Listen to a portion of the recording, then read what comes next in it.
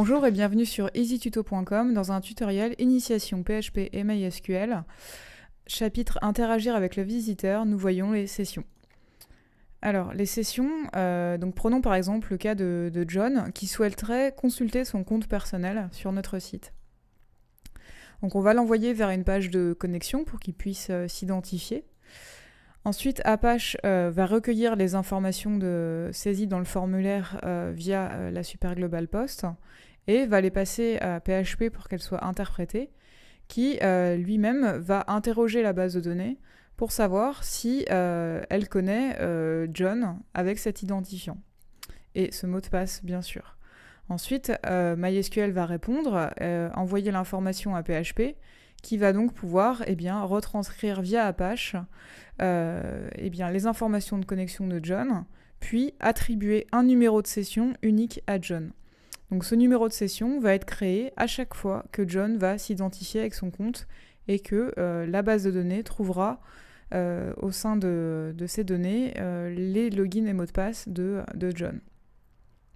Donc ce numéro de session va être réparti et envoyé sur toutes les pages sécurisées que John va visiter.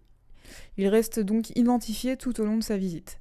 Donc par exemple, s'il va sur la page Mes factures, puis sur la page Mon abonnement et enfin sur la page Mes services, il n'aura pas besoin de se connecter à chaque changement de page. Son numéro de session unique sera donc vérifié à chaque changement de page et s'il correspond, on dit que sa connexion sera conservée en session. Donc voilà en théorie comment fonctionnent les sessions. Maintenant, on va passer à la pratique. On va créer quelques fichiers qui vont nous permettre de mettre en pratique les sessions. Alors, on va commencer par créer un fichier qui va s'appeler session.php.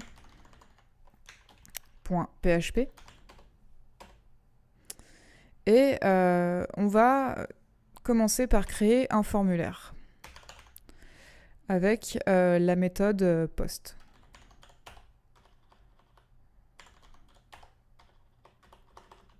Donc on va commencer par créer un formulaire avec la méthode post.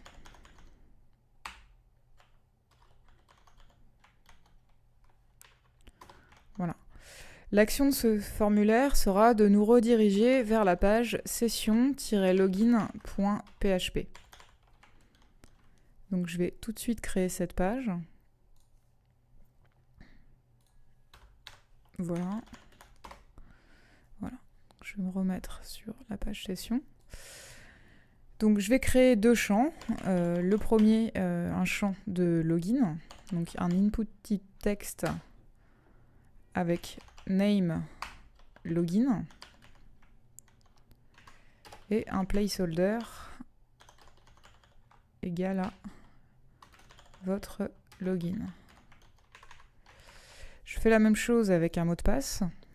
Donc ce sera un type password pour que le mot de passe à l'écran soit crypté. Et password, placeholder, votre mot de passe. Voilà.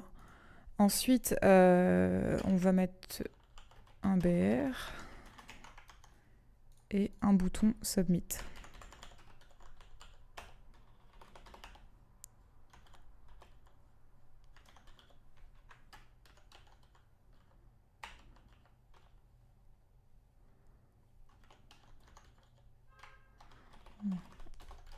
Se connecter.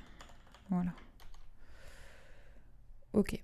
Donc maintenant qu'on a fait ça, on va pouvoir récupérer dans la page sessionlogin.php les informations de connexion et nous loguer. Alors c'est parti. Ça, je vais supprimer ça parce que j'en ai pas besoin. Donc je vais démarrer mes instructions PHP tout en haut de mon document, au-dessus de la balise doctype. Donc comme d'habitude, on va récupérer nos informations. Donc je crée une variable login. Donc si la variable super globale $_post login est définie,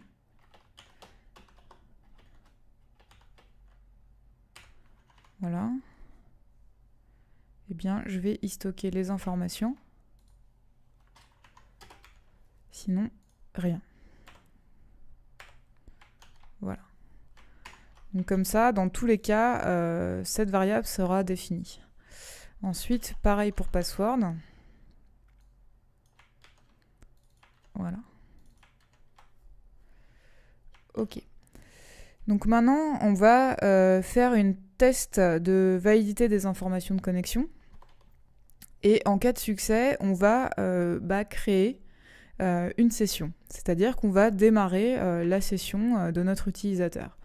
Donc première étape, on vérifie que le login est bien renseigné. If $login est égal à une variable vide, alors on va renvoyer l'utilisateur vers la page d'accueil pour qu'il se logue. Donc pour ça, on fait appel à la fonction header_location, donc qui est très utilisée, et on le renvoie à la page session.php. Et en paramètre, on va lui passer la variable error avec le code 1. On verra ensuite ce qu'on fait de cette variable présente dans l'URL. Enfin, si le password est faux, donc on va toujours en stocker un en dur parce que pour l'instant on ne travaille toujours pas avec une base de données.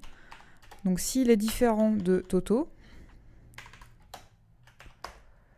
eh bien cette fois-ci on va le renvoyer toujours vers la page d'accueil. Donc je vais reprendre ici ma redirection. Et on va lui donner le code d'erreur 2.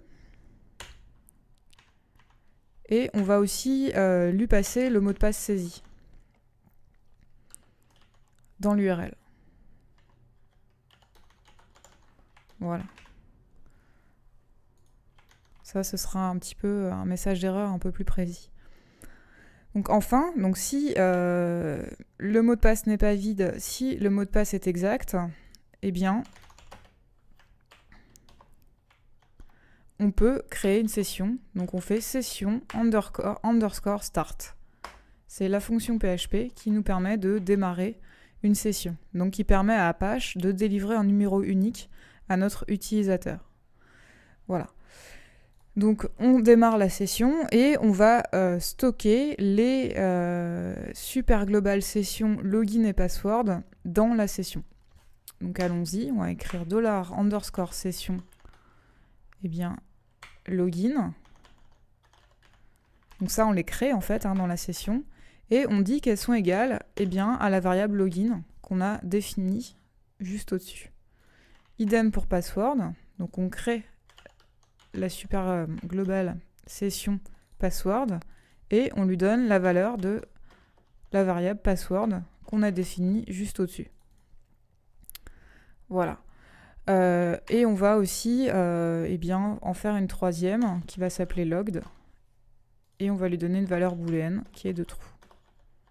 Voilà. Comme ça, après, on aura juste à tester cette variable-là pour savoir si un utilisateur est connecté ou pas. Voilà, donc ça c'est le premier job. Et enfin, quand donc la session est créée et que les 3 super global sessions sont faites, eh bien, on va rediriger vers le visiteur vers une nouvelle page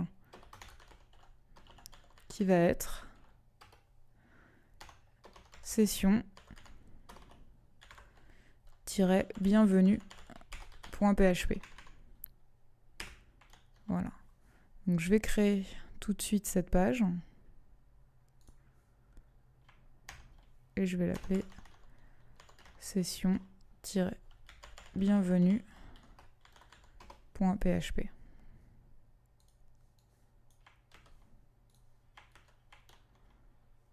Voilà. On verra ensuite ce qu'on va faire de ce fichier. Donc maintenant, je vais rapidement revenir au précédent fichier qui était session.php. Puisque à partir de ce document, en fait, en fonction des cas, on va rediriger l'utilisateur vers cette page avec dans l'URL un code d'erreur. Donc 1 ou 2, plus le password si c'est le mot de passe qui n'est pas bon. Donc pour ça, on va traiter les cas et ensuite on pourra passer à la suite. Donc pour ça, on va créer un switch case. Donc ça, on l'a déjà vu dans la vidéo dédiée au switch case. Et on va aussi récupérer les variables présentes dans notre URL. Donc, je démarre mon PHP en haut de mon doctype. Et je vais faire la variable error qui va être égale à, donc si elle est définie, c'est-à-dire que si dans l'URL j'ai bien une variable error,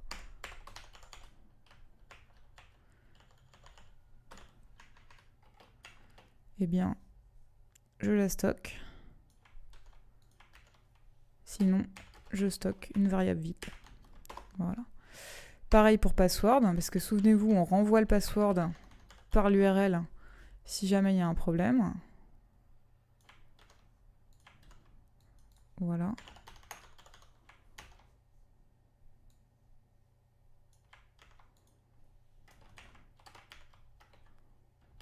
Et voilà.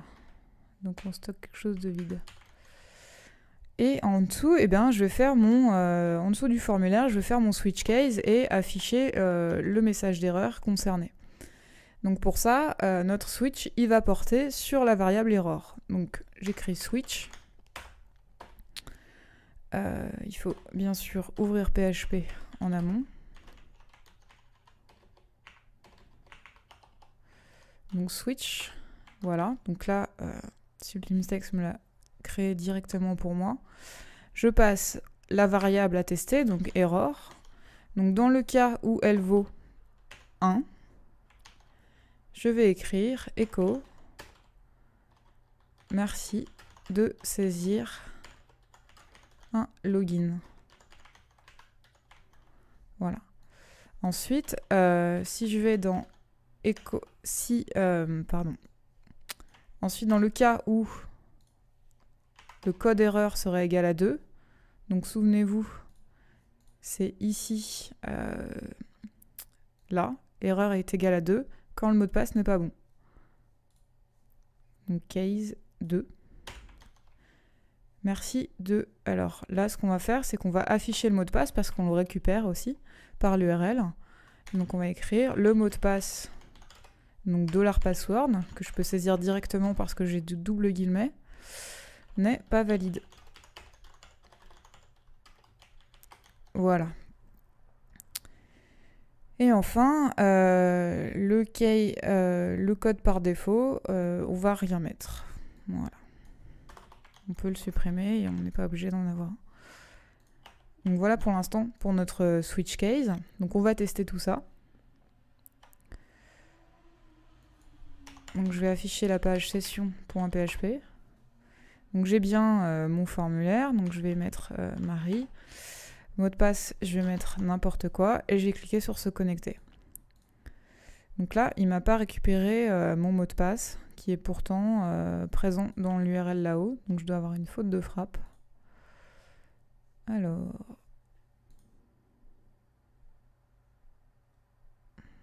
Oui, j'ai oublié ici le égal. Voilà, je vais revenir.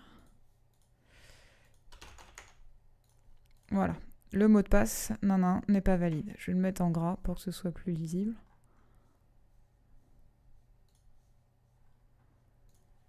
Voilà.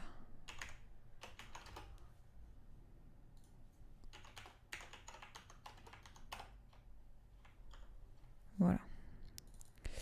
Donc du coup, c'est une bonne indication pour le visiteur. Maintenant, si je me connecte et que je ne mets pas de login, eh bien, j'ai le premier message d'erreur qui est « Merci de saisir un login ». Parce que ici, j'ai bien la variable erreur égale 1.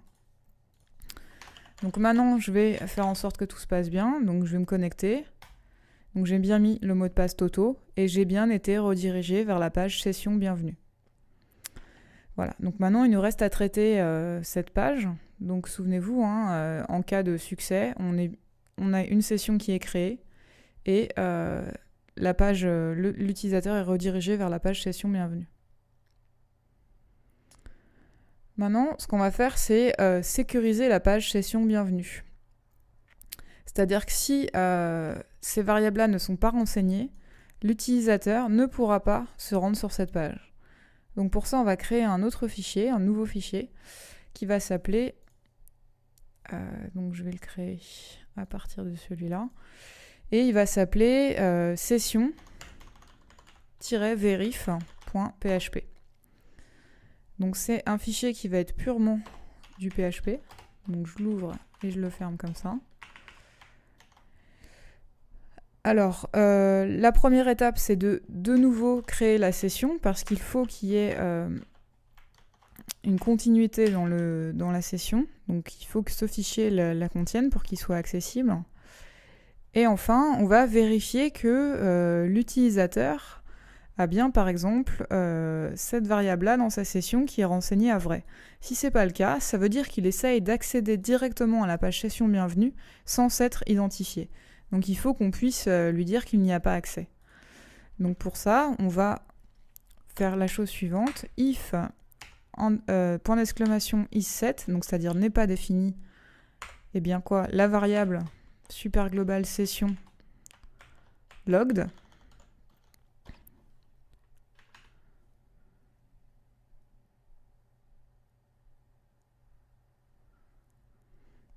Ou bien, donc si il y a deux cas, hein. Soit elle est vide, soit elle n'est pas égale à vrai. Donc c'est point d'exclamation $_ session crochet, donc de nouveau logged. Donc dans l'un ou l'autre cas, on redirige l'utilisateur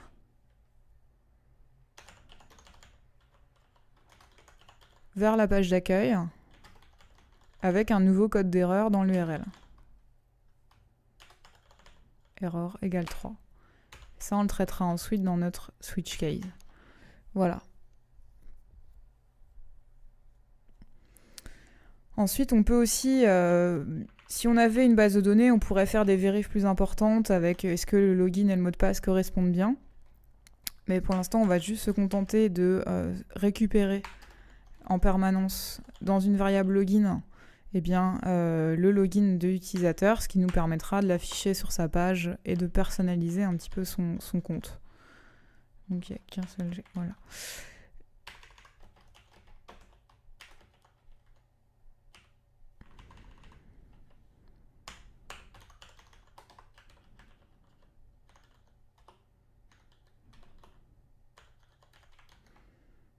Voilà. Et hop, on met rien si la variable est vide. Ok, donc maintenant on a créé notre fichier de vérif de session. Donc on va pouvoir l'implémenter dans le fichier session bienvenue.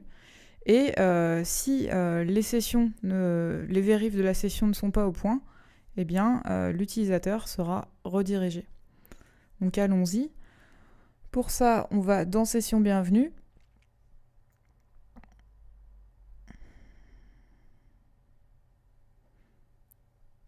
Et on va démarrer juste au-dessus de notre doctype une balise PHP. Voilà. Et on va inclure ce fichier. Donc pour inclure un fichier dans un document, il y a plusieurs fonctions qui existent. Il y a include et require ones qui sont les plus connus. Moi j'utilise toujours... Alors, include est identique à require, mais si une erreur se produit, include va produire une erreur de niveau e-warning, ce qui permet au script de continuer. En revanche, la méthode require va produire une erreur de niveau e-compile-error, ce qui va empêcher en fait le script de continuer. Donc, et require one, c'est identique à require. Par contre, si PHP ne va pas inclure le fichier s'il l'a déjà été. C'est-à-dire que si dans la même page, vous essayez d'inclure 2 fois ce fichier-là, eh bien, vous aurez une erreur. Donc souvent, require one, c'est utilisé, comme ça, on s'assure d'inclure qu'une seule fois un document. Donc on va mettre require once, session, -verif.php. Donc ça, de faire cette action, d'utiliser la fonction require once, c'est comme si je faisais un copier-coller de tout ça et que je le mettais en haut de mon document. Donc pour que ce soit plus court, on crée dans un fichier exprès nos infos et on les inclut quand on en a besoin. Donc pour chacune des pages qu'on va vouloir sécuriser, il suffira à chaque fois d'inclure notre fichier de vérif de session. Et c'est tout. Voilà. Donc, souvenez-vous, dans ce fichier, on a créé une variable login qui va donc être disponible dans tous les fichiers où on aura inclus ce document. Donc, je vais pouvoir ici faire une phrase d'accueil qui est bonjour et ouvrir PHP et faire un echo $login. Voilà. Donc maintenant, je vais me connecter avec des informations correctes pour voir ce que ça donne dans un premier temps et ensuite on fera les erreurs. Voilà. Donc là, tout s'est bien passé. J'ai bien ma page Bonjour Marie qui s'est affichée. Donc là, ce qui s'est passé, c'est que le login, il l'a récupéré dans ma session. Si j'ouvre mon outil de développement, vous allez voir que ici, j'ai un numéro de session qui a été créé. Donc c'est placé au niveau des cookies. Et c'est comme ça en fait qu'il a pu m'identifier et me donner l'accès. Ce que je vais faire, c'est que je vais supprimer ce numéro de session.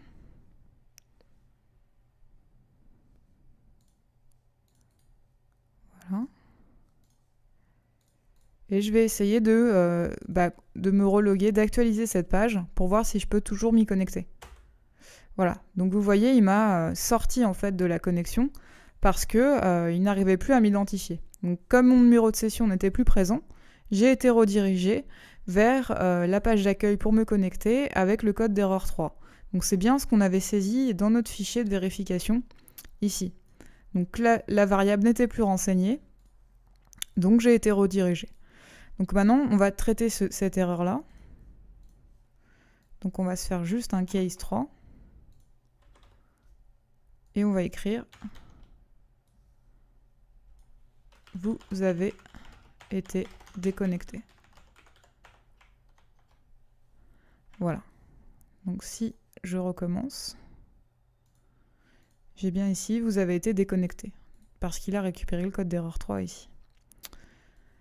Donc pour récapituler, si on met pas de login, eh bien on a le code d'erreur 1. Donc merci de saisir un login qui s'affiche. Si on met un login et qu'on met un mot de passe faux, j'ai le mot de passe qui m'est stipulé saisi et on me dit qu'il n'est pas valide. Donc le mot de passe est récupéré via l'URL ainsi que le code d'erreur 2 qui correspond au mot de passe erroné. Et si je mets un bon login et un bon mot de passe, eh bien je suis logué et j'ai maintenant un numéro de session ici. Voilà.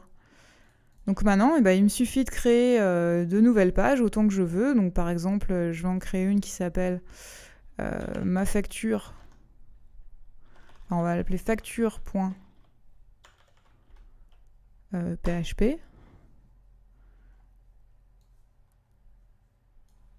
Et puis on va mettre des informations.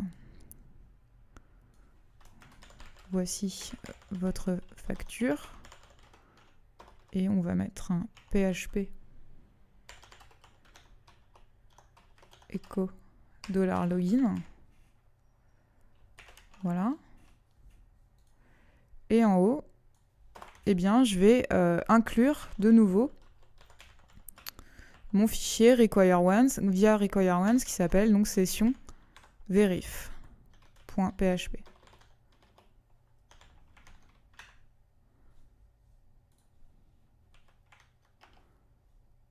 Je vais donc rapidement sur cette page faire un lien vers la page facture. Donc on va faire href comme ça vers facture.php et un bouton consulter votre facture. Voilà. Et je vais cliquer dessus. Et donc vous voyez, eh bien, je suis bien redirigé. Il a toujours mon login en stock. Si je détruis mon numéro de session,